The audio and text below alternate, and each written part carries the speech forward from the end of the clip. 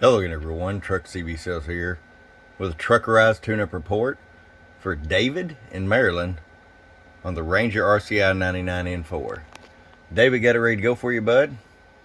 The full package on the Truckerized setup.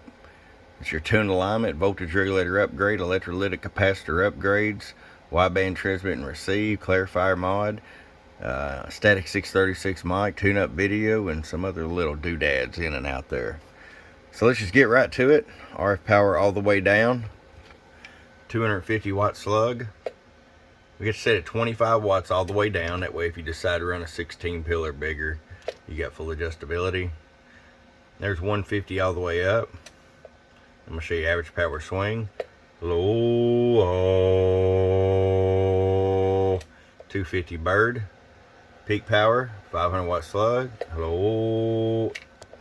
Well, forgot we put that in the corner when we do the Truckerized tune. 1000 watt slug in PEP. Hello.